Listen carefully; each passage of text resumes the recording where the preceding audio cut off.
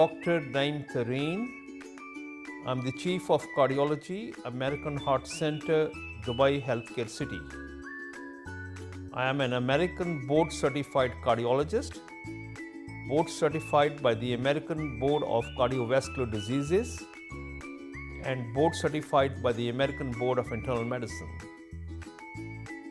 I'm a fellow of the American College of Cardiology. I had my fellowship training in cardiovascular diseases from St. Vincent Hospital, New York, and from Nassau County Medical Center, University of Stony Brook, Long Island, New York. I did my internal medicine training at University Hospital, Hackensack, and at Mount Sinai Hospital, New York. I practiced cardiovascular diseases and cardiology as a senior consultant for 20 years at St. Paul Hospital, Southwestern Medical Center, Dallas, Texas. I was also chief of cardiology at Reeves County Hospital, Texas. Today I'm going to talk to you about a very common condition which people come across. I'm going to talk to you in a layman's term. I'll try to explain to you about chest pain.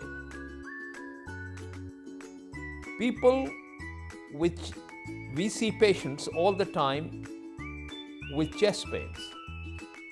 What sort of chest pain is dangerous?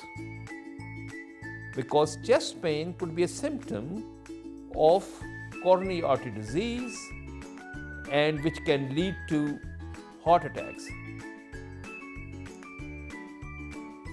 The chest pain, what we need to be careful, any type of chest pain or shortness of breath needs to be evaluated by a competent cardiovascular disease specialist. Should be evaluated by a cardiologist, in my opinion. Chest pain which comes on exertion, chest pain which is accompanied by shortness of breath, chest pain with tightness in the chest, all needs to be evaluated. What are the risk factors for coronary artery disease? The risk factor for coronary artery disease are multifactorial. One is genetics. If you have a sibling or parents or grandparents who had a heart disease at an early age, this is a major risk factor. Second risk factor is hyperlipidemia or high cholesterol. People with high cholesterol, particularly where they have a high LDL, the bad cholesterol, that should not be higher than 50. The recent guidelines have changed. High triglycerides, this is also a risk factor. Another risk factor is hypertension, high blood pressure.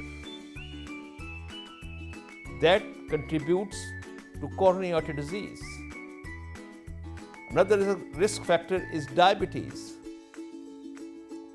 When your blood sugar is not under good control, this contributes to coronary artery disease. And one of the most dangerous things we as clinicians which we face, diabetics sometimes get heart attacks without chest pains. They have silent ischemia.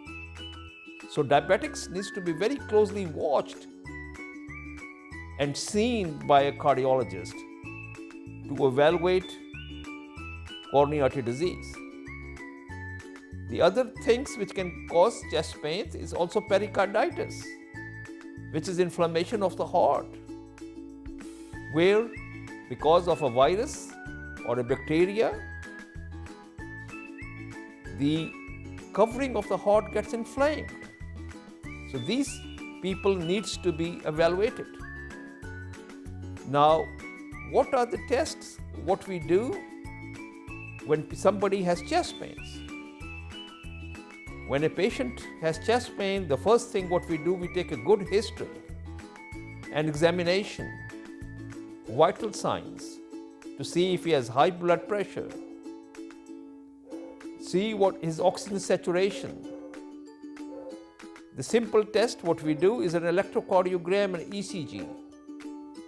Electrocardiogram can be normal in many patients with coronary artery disease.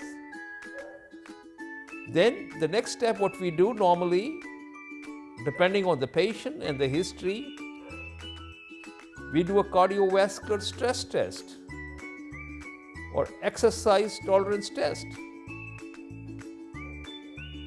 We normally follow this up with the echocardiogram with Doppler to look for any wall motion abnormalities, to look for any pericarditis, pericardial effusion, to look for any thrombus, to look for any valvular heart disease.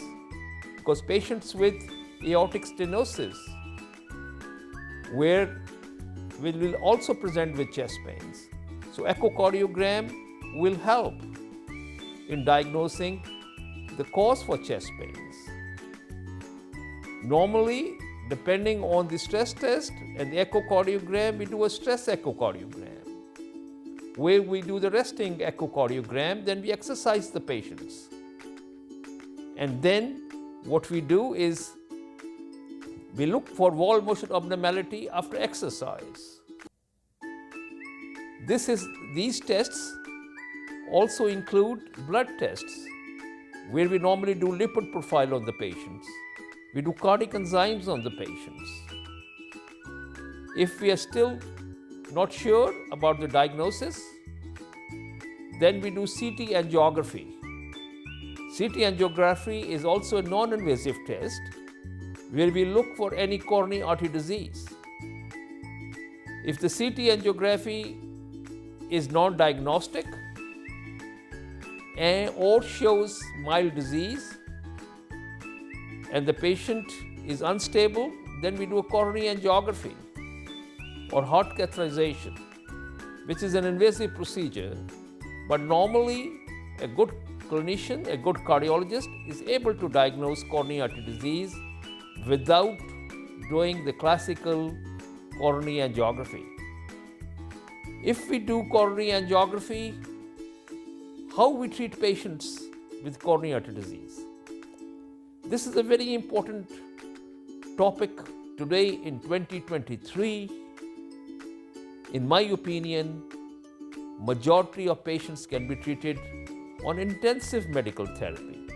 If we treat patients, take care of the risk factors, take care of hyperlipidemia, take care of hypertension, take care of their blood sugars, make sure their HbA1c is under adequate control, and treat patients on anti-anginal therapy, antiplatelet therapy.